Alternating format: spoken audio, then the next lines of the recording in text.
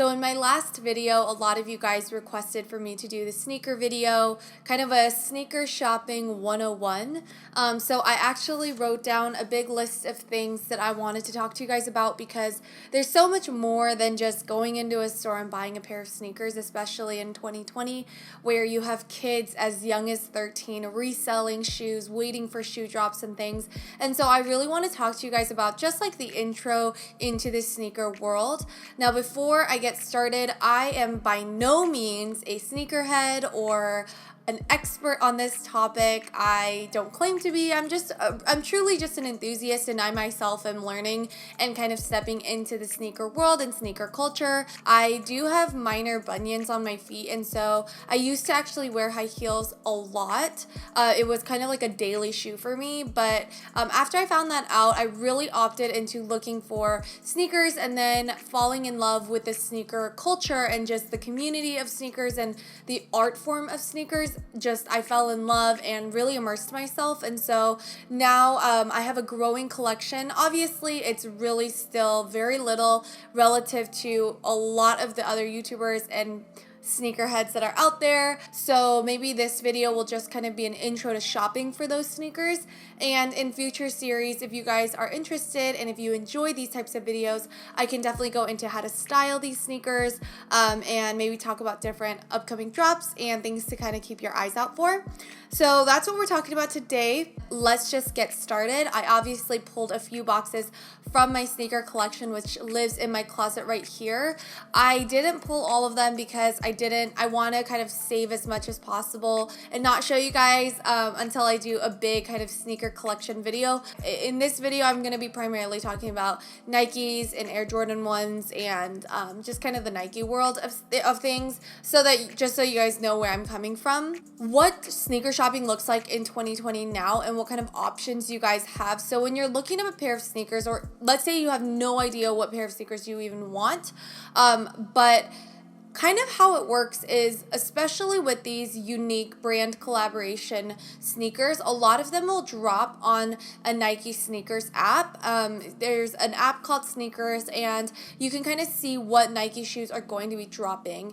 And they talk about, it's kind of like a little app or community. It's an app or a platform for a lot of sneakerheads and people who are sneaker enthusiasts to come together and just like wait for different drops. It gives you all different information that you need to know to what time, different retailers that are going to drop these shoes and what price points, and you can see a lot of different influencers and sneaker community styling a lot of these sneakers. So that's a great app if you are just kind of starting out and you have no idea what you want kind of inspiration. So as I mentioned earlier, you have a lot of young people today reselling sneakers. So when you go to like a Fairfax, in LA, waiting for shoe drops or waiting for raffles and giveaways and things like that, because the sneaker world resale, the margin is really, really big. So for example, recently the Jordan 4 sales just dropped with the Off-White collection, and they sold for $200 at the retail level. People are now reselling these shoes for over $1,000. So think about the kind of return that you'll get, or the money, that profit that you make from reselling these shoes. And so a lot of hackers get into this, and I don't want to go too deep into this, but just generally for you guys to know, it is kind of like a whole world of things. People make their own businesses out of reselling sneakers. And I think it's really cool. Definitely a lot of people will buy used sneakers, kind of refurbish them, I guess, and I don't know the correct term, but like wash them up, kind of reshine the shoes, and then resell it to the market, especially if they are a highly coveted shoe. For me particularly, I think, and a lot of you guys are really interested in the Jordan 1 series, and kind of I mentioned it a little bit in my last video, so I kind of want to talk specifically about Jordan 1's in today's video. But for Jordan 1's, there's a long-standing history with Jordan 1's, right? You guys are very familiar with the silhouette, which I'm going to show you right now. They are a just classic shoe. They come in so many different colorways and People customize them. People do so many different things with them. People flip them. There's a lot. Like, this shoe is so well loved, and your first pair of Jordan 1s you'll definitely never forget. I think a few things to understand about the Jordan 1s. Now, these here are a game-winning shoe. This is a style that was collaborated with Michael Jordan. I'm not going to go too into the history of this because you guys can definitely find it online, and I'll leave links to different resources down below if you guys are really interested. However, these come in 3 different sizes. They come in a retro high, which is what I have here. Okay, so here we have a pair of Jordan 1 mids. Now, let me show you guys just the difference between the two. And the difference is so small, but it's almost like about an inch more of height in this part. You just have like an inch more. My camera stopped recording, but I wanted to show you guys really quickly how high and low the prices can be for Jordan 1s. So retro highs can typically be, up to $15,000. It can be crazy and absurd like that. As you guys know about the Dior retro highs, the collaboration. So they're super duper high. And then you've got the complete opposite end. You have the lows that are selling for 68, 55, some of them kind of in the low hundreds, high hundreds. So those are the different ranges in price for these shoes. So I saw this picture and realized there are probably more than 3. There's the KO and the hybrid, but typically you'll see the 3 styles like so. The tags are really what differentiate them. Every design is different and every design is unique to itself. Sorry about that, you guys. My camera kind of died right in the middle of that. So that's the different price points of these 3 different shoes. Now, a few things to kind of keep in mind when you're buying a pair of shoes. The first thing is, because they're resale, I think it's really important to shop on platforms such as StockX, GOAT, a lot of verified platforms. I know Farfetch is a great place to also shop for shoes. And the reason I say this is because the fact that luxury handbags are so easily duped in 2020. There's so many dupes. There's so many fakes. I don't even want to call them dupes. There's a lot of fakes that are out there, and that's the same with Jordan 1s. There's so many fake shoes out there. They are getting so good at designing them, and even to like the stitching, the material, the feeling of it, a lot of them are really similar. So it's really important that you guys aren't just kind of shopping off of any old Instagram ad or, anywhere off of eBay. So in order to make sure that you are really purchasing a real Jordan 1 shoe, and that's how like this item is like a commodity. People are really, especially after the whole documentary with Michael Jordan, this shoe became just so much more hyped. I don't know, I think a lot of people recently, including myself, has just really fallen in love with Jordan 1s. With StockX, if you do shop through that platform, you will get a tag that verifies it for you. It just says verified and authentic, StockX tag like that. They also sell handbags on StockX and different luxury items as well. So it's not just shoes. But the biggest thing with StockX is that they have really high processing fees and transaction fees.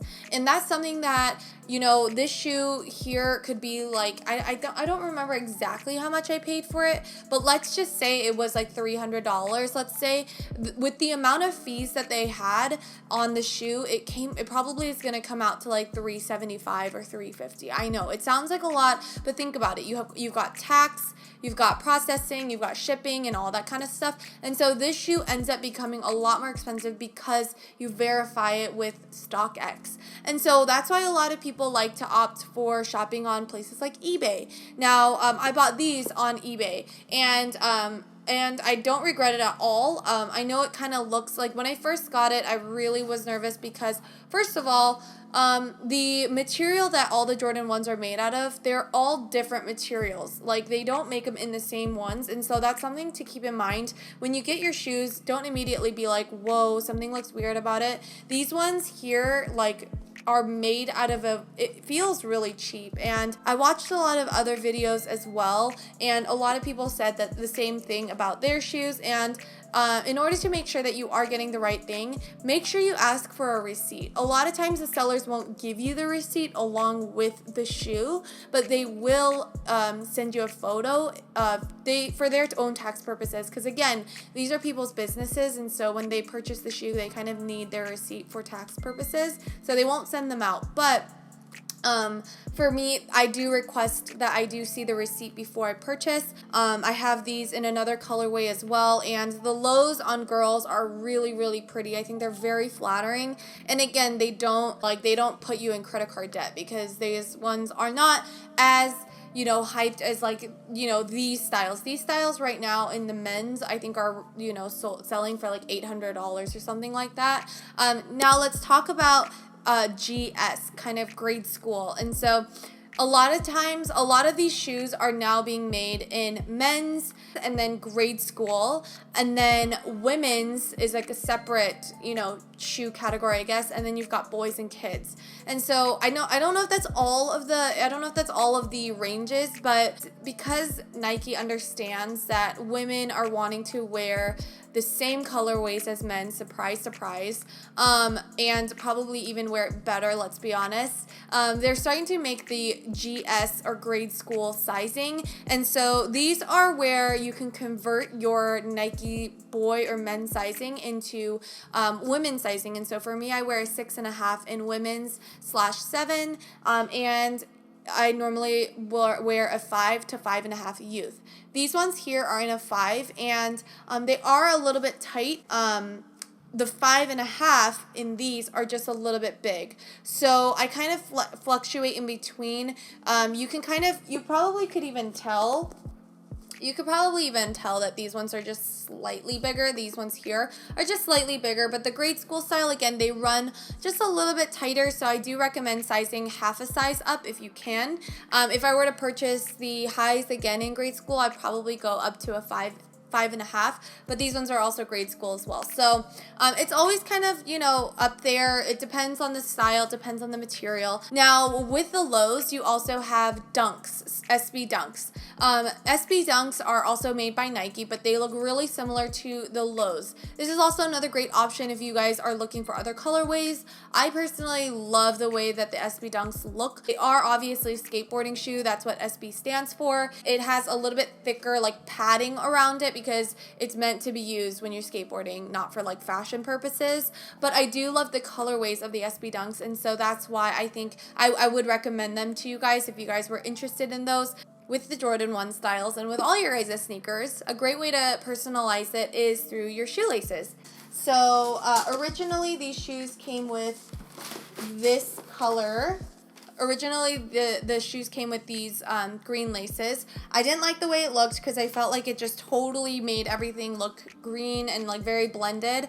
With how the Nike Jordan 1 looks, I think it looks better with the kind of black laces. I tried with white laces. These I just bought on Amazon, and I didn't like it as much. I do like the black laces better. But again, I think laces are a great way to customize your shoes to yourself. The Jordan 1 laces are really specific, so just keep that in mind. They're a flat shoelace, not like a round one. So just keep that in mind. So let's talk about creasing in the toe. This is another thing when people are shopping for sneakers, especially these ones. And I know I'm talking specifically about these shoes, but once I have fallen in love with another shoe that I've bought 7 or 8 pairs of the same shoe style, then I'll do a video on that. But I haven't, besides the Jordan ones, so all I'm talking about is these, obviously. But everyone is so concerned about creasing in the shoe.